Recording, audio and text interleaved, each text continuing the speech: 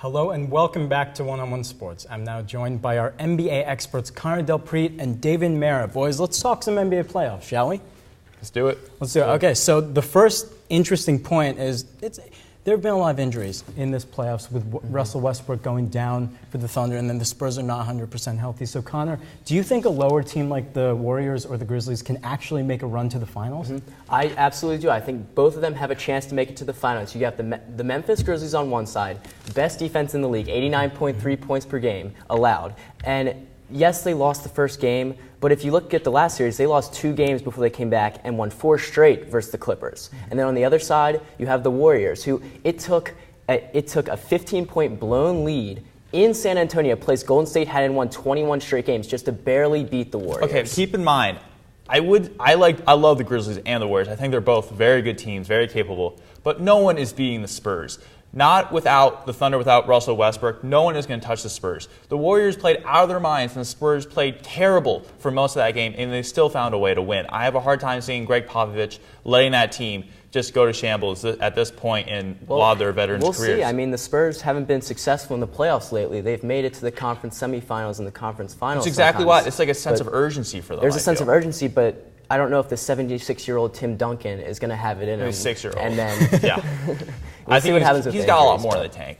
Yeah, I mean, he definitely does. Defense does win championships, but I just think experience is really important here, something that even without Westbrook, the Thunder and Spurs both have. Now, moving on, a team that has gotten to the finals each of the last 2 years as a higher seed, the Miami Heat, their star LeBron James, 4th MVP in 5 years, very impressive. David, has LeBron done enough to silence all of his critics, or does he have to do more?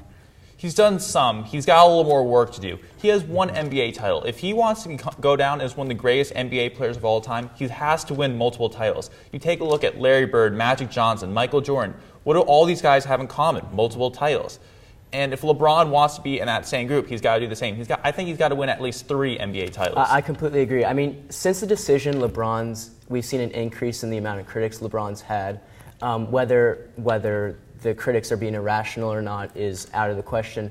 But I think LeBron is playing at a level to silence the critics statistically. Yeah. I mean, he's averaging this season 26 points, 8 rebounds, 7 assists. Another MVP-like season. Yeah, MVP-like season. He's improved every year, essentially, for the past 5 years in every category. But the only problem is the titles. And I think if he wins a couple more, he can get it. And also the MVP thing, only one player has won 4 MVPs in 5 seasons, Bill Russell.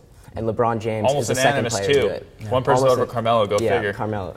Yeah, I mean, LeBron has definitely proven himself as a player, but I agree. I think he definitely needs to win more titles to get all of those critics off his back. Now, last question. One team that could not silence the critics this year were the Los Angeles Clippers. Vinny Del Negro has had his chance in 3 seasons, but honestly, with Chris Paul possibly leaving, he might also be out the door. Connor, is he going to be back? It is time for Del Negro to go. It's the last year of his contract. And with the Clippers, he's had a 55% winning percentage. But with that team, he should have a much better winning percentage. This year, they got beat 4-2 from the Grizzlies. And then last year, they were swept in the conference semis by the Spurs. And the reason is because of Del Negro. It's not because of the team. No, playoffs are an adjust or die scenario, and Del Negro does not adjust. He doesn't make lineup tweaks. He doesn't do anything. It looks bad they lost in the first round after having a great regular season. I get that. I think he deserves to have 1 more year. 1 more year. Take a look at Blake Griffin, DeAndre Jordan. Neither one of those players are polished post players. If one of those guys, I think both those guys can develop to all-star caliber post players.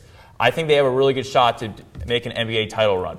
And you take a look at coaches like Phil Jackson, when he was with the Bulls with Michael Jordan, people wanted him fired. What you got to do is you got to give these coaches a few more years. This isn't the LA Lakers where you're just going to fire your coach after 5 games. It takes patience. Well, it does, but I think the real X factor is going to be Chris Paul because he could leave. And if he wants a coach that can coach very, very well, I think it might be out the door. He may I'm sorry. leave. I got to go with Connor on this one, unfortunately. But that's all the time we have for this block. But the NBA isn't the only league that's in the playoffs. When we come back, Ryan will be joined by our experts to break down what's happened in the NHL playoffs so far. Stay tuned.